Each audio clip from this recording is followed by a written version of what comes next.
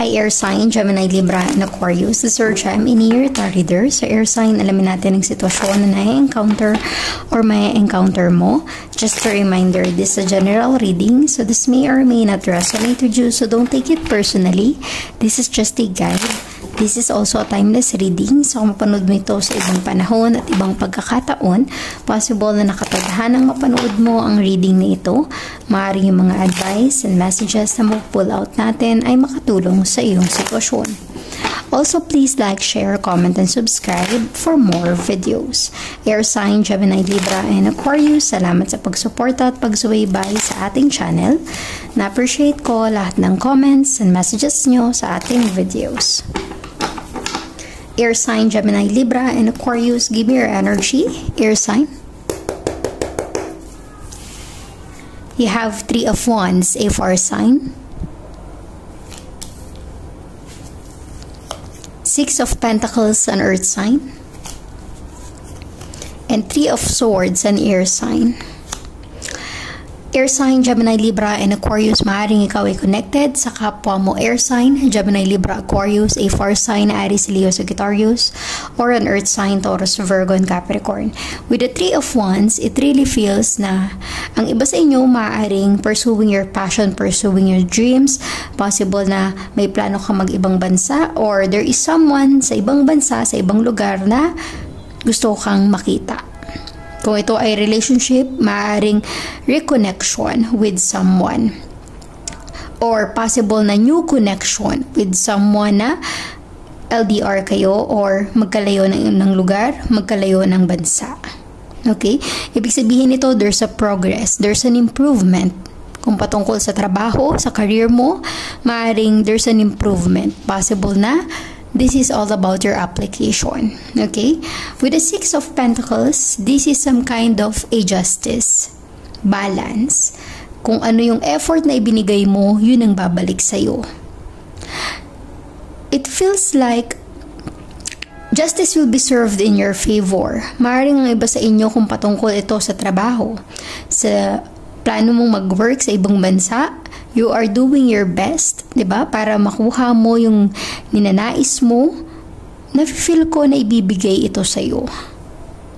Kung ito ay patungkol sa relationship, sa mga previous relationship mo, nagpakatotoo ka, nagmahal ka ng totoo, at tingin ko yun ang ibabalik sa iyo ng universe. The 6 of Pentacles is some kind of a balance, fairness, justice. But in the near future, you have 3 of Swords, broken-hearted, pain, heartbreak, separation. There's so much sadness in this energy. So let us clarify this. Air Sign, Gemini, Libra, and Aquarius, give me the 6 of Pentacles. For Air Sign, Gemini, Libra, and Aquarius, give me the 6 of Pentacles.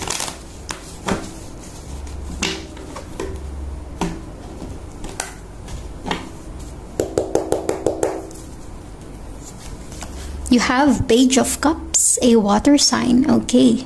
Maaaring ikaw involved with a water sign, Cancer, Scorpio, and Pisces, but it feels like may gustong bumalik sa buhay mo. With the 6 of Pentacles, this is a fairness, a balance. Maaaring yung person na ito ini-ignore ka noon, hindi ka niya pinapahalagahan, kaya ngayon, maaaring magbabalik siya sa buhay mo ulit. Nafe-feel ko na na-encounter mo na siya. Air Sign, Gemini, Libra, and Aquarius. Possible na siya ay seaman, related sa yung work niya sa dagat, kung ano man yung connection niya sa dagat, but you have this kind of sea. And it feels like this person, may feelings or may pagtingin pa rin siya sa'yo. Yung para bang, hindi ka nawala sa isipan niya. This is someone na mas younger sa'yo, or possible na young at heart. Resonate as it is, Air Sign, Gemini, Libra, and Aquarius. But it feels like parang gusto niyang makabawi sa'yo. Maaring binaliwala ka niya noon at tingin ko, nararamdaman ko sa person na to nang hinayang siya. Na pinakawalan ka niya or binaliwala ka niya noon or na-ignore ka niya noon. Ngayon, parang gusto niya manumbalik or magbalik sa'yo. So, let us see. Give me the 3 of Wands for Air Sign, Gemini, Libra, and Aquarius. Give me the Three of Wands for air sign.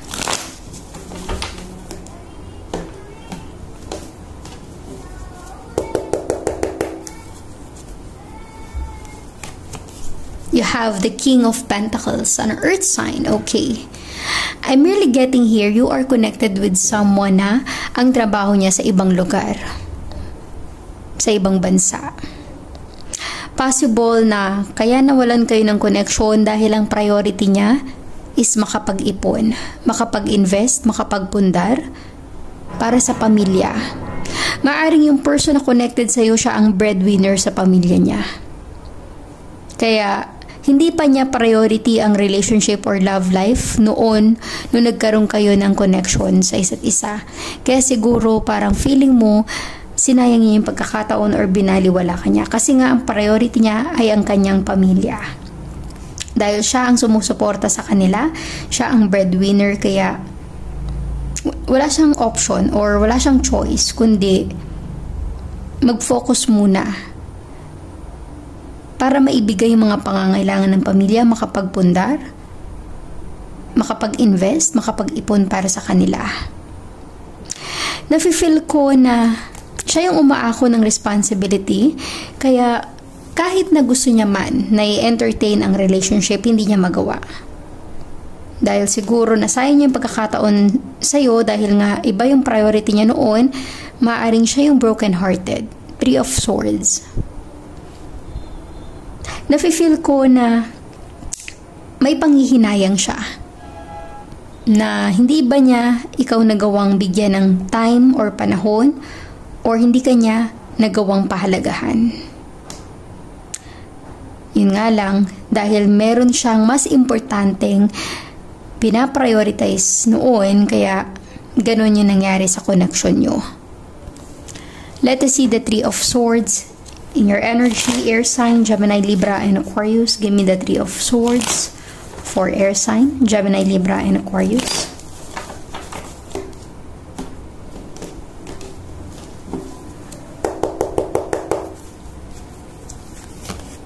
Knight of Swords, an air sign. Be ready. Air sign, may magbabalik sa buhay mo. Someone na maaaring nagbigay ng so much pain, sadness, heartbreak sa'yo. Possible na yung person na ito gustong makabawi sa mga pagkakamaling nagawa niya. Maaaring siya rin yung nakakaranas ng pain or sadness nang nawala ka sa buhay niya. But I'm really getting a sense of energy, air sign, na gusto niya magbalik sa buhay mo para makabawi sa'yo. Gusto niyang patunayan yung sarili niya sa'yo. Knight of Swords. Very eager, di ba? Yung parang walang pag-aalinlangan. Hindi kagaya ng dati. Na nagkaroon siya ng feelings pero panandalian lamang. Kasi nga, iba yung priority niya. Hindi siya nakafocus sa connection nyo kasi may mga responsibilities pa siya sa buhay niya. But this time, parang desidido na siya. Ayaw niya nang ma-broken hearted. Gaya na nangyari noon nung nawala ka sa buhay niya. Nafe-feel ko yung energy ng person na ito. Maaaring magbabalik siya sa buhay mo. Let us get more energies for air sign, Gemini, Libra, and Aquarius. Give me more energies for air sign.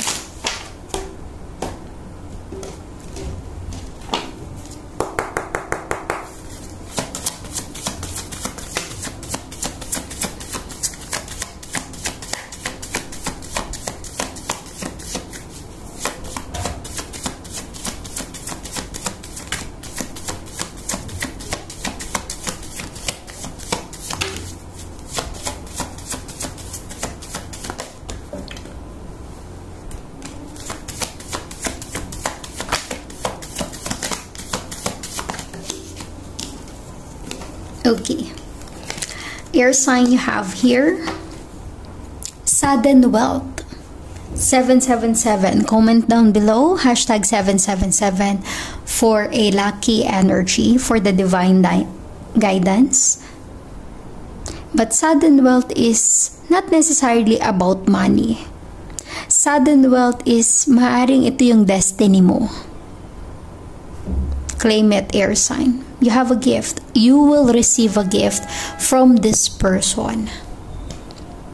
Kung hindi man ito literal na regalo, maaaring this is a gift of presence. Kumbaga yung presensya niya ay magbabalik sa buhay mo. Privileged lady, you will receive what you deserve. Makakamit mo yung ninanais mo, air sign. Makakamit mo yung gusto mo sa buhay. Pathway, new beginning. I'm really getting here a second chance with this person. Kung wala man kayong relasyon, pero magbabalik siya sa buhay mo, ibig sabihin nun, pangalawang pagkakataon para sa connection nyo sa isa't isa. And you have house, family. It really feels na ito yung priority niya noon. Family. At maaaring naibigay niya na yung mga pangangailangan ng pamilya niya, nakapagsuporta na siya, at handa na siyang makabawi sa'yo. Yung tipong nasayang niya yung pagkakataon sa'yo kasi marami pa siyang responsibility, pero dahil nakapag-ipon, nakapag-invest, nakapagpundar na siya, kumbaga masasabi niya nang ready na siya to commit. Let us get more clarification for air sign, Gemini, Libra, and Aquarius.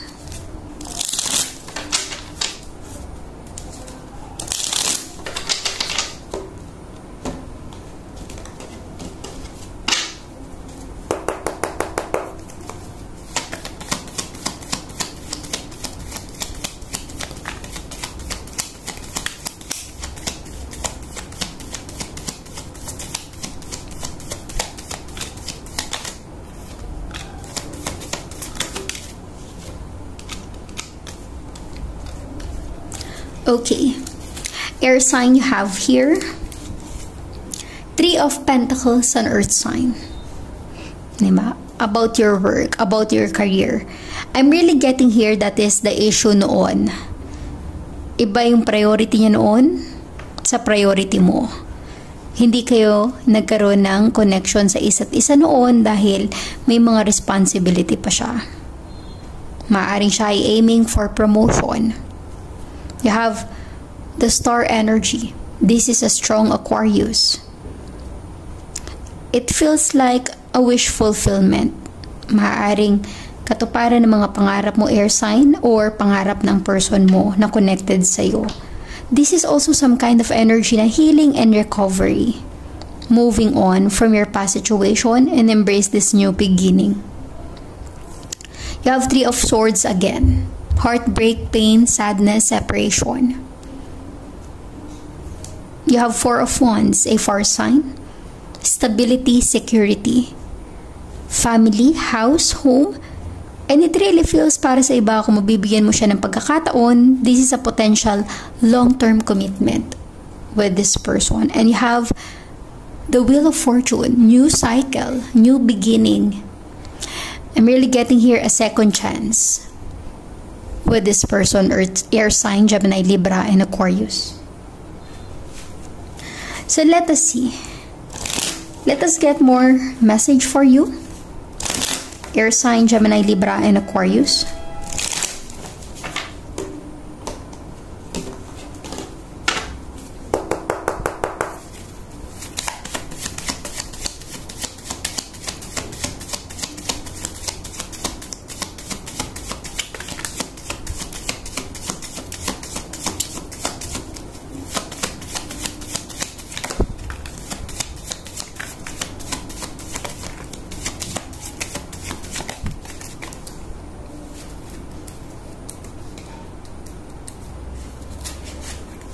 Okay, air sign, you have here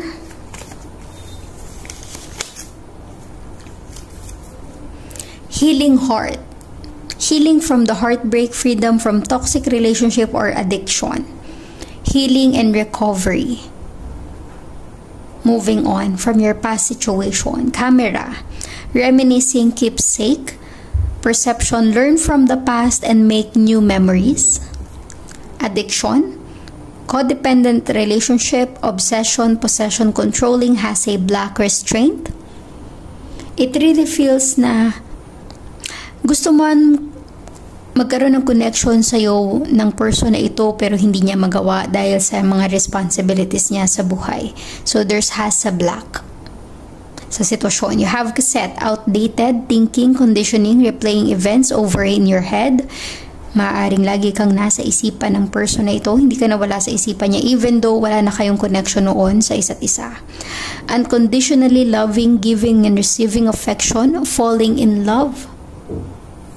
And you have the runner. Runner in a codependent relationship, fear of intimacy issue, and listening to ego. Possible na siya yung the runner dati, di ba? Hinayaan niyang makawala ka sa buhay niya. Hinayaan niya na mawala ka sa buhay niya. Let us see Angel Guide give me some message advice for air sign, Gemini, Libra, and Aquarius.